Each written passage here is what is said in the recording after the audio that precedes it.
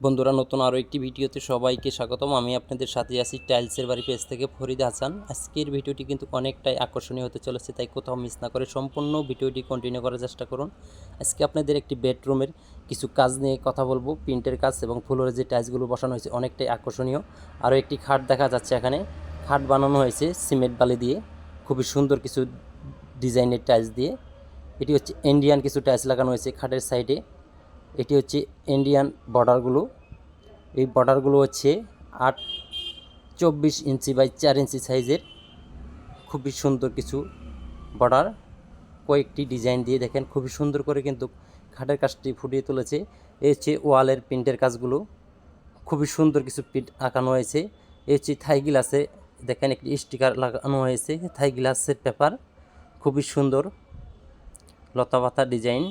এই হচ্ছে একটি সিঁড়িতে কিন্তু অনেক দামি কিছু টাইলস লাগানো হয়েছে।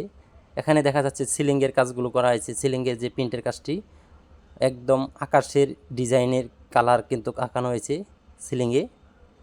চাঁদ প্রত্যেকটি কোনায় কিন্তু লতা একটি ডিজাইন দেওয়া হয়েছে।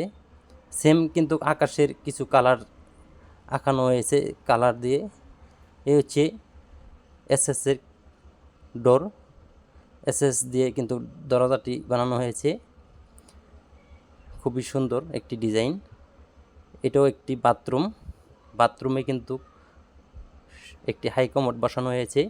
হাই কমোডের কালার আর ফ্লোরের কালারটি কিন্তু একদম সেম। ফ্লোর টাইলসটি হাই কমোড আর ফ্লোরের কালারটি একদম সেম কালার করা হয়েছে। দেখেন খুবই সুন্দর কিছু ডিজাইনের টাইলস দিয়ে এই বেডরুমটির কাজ, সম্পূর্ণ কাজ কিন্তু খুবই সুন্দর করে ফুটিয়ে তোলা হয়েছে।